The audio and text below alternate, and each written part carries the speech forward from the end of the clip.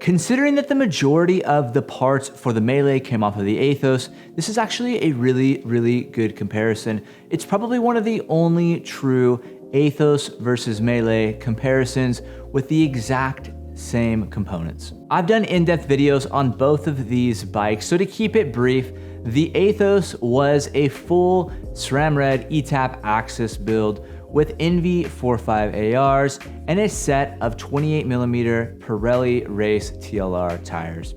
Considering that all of the parts came from the Aethos to the Melee is now a full SRAM Red ETAP Axis build with those same Enve 4.5 ARs, except I've put a set of Goodyear Eagle F1 tubeless tires in 30mm. Both bikes are a size 56. The Aethos weighed 16.25 pounds. The Melee comes in at 17 pounds. I'm a simple bike guy, and I really like the look of both of these bikes.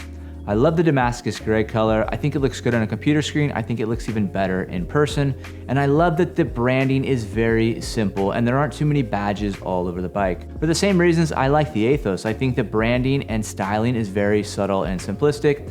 If I had to choose one here, I'd say that the Aethos is my choice. I like the classic look. I like the round tubes. I just think it's a really good looking bike. One of the main reasons you're probably even considering an Aethos is that you want a bike that climbs really well, and I feel like the Aethos really delivers here.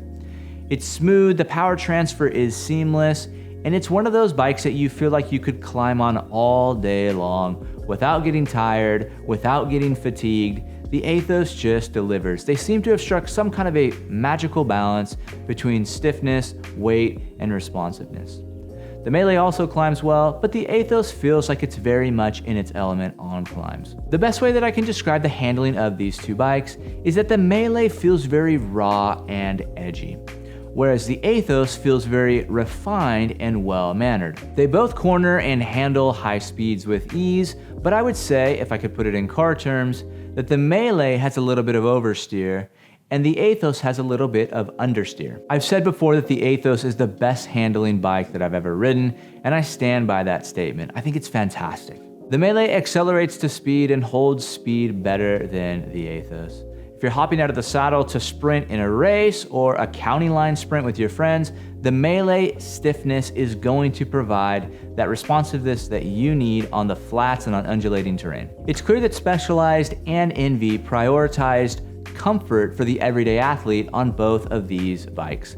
I would have no hesitation riding both of these bikes 100, 150, 200 miles. I think they would both perform flawlessly, and I don't think that you would feel that dramatic fatigue that you feel on a super high-end stiff race bike. When it comes to versatility, the fact that the Melee has a stated max tire clearance of 35mm means that you can fit a decent sized knobby tire on there, a little bit more than the Aethos.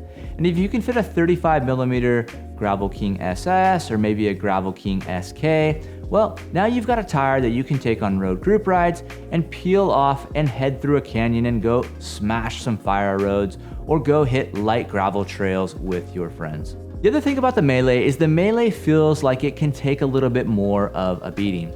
You see, the Aethos always felt really brittle to me. Maybe because it's ultra lightweight, maybe because those round tubes are so thin, but I was always worried about something happening to the Aethos.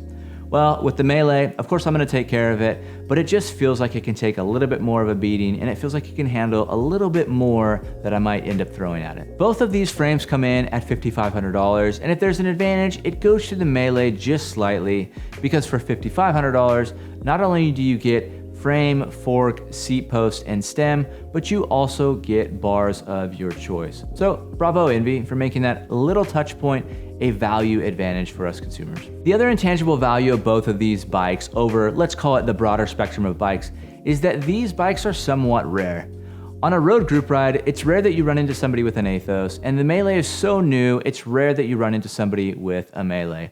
And I think there's a lot of value in that. I've always enjoyed having bikes that not everybody had, and it's one of my gripes with the SL7 is as I look at all my friends and everybody on a road group ride, everybody's got an SL7. So it's kind of cool to have an Aethos or a Melee in the mix. If I had to pick one, it would be the Melee.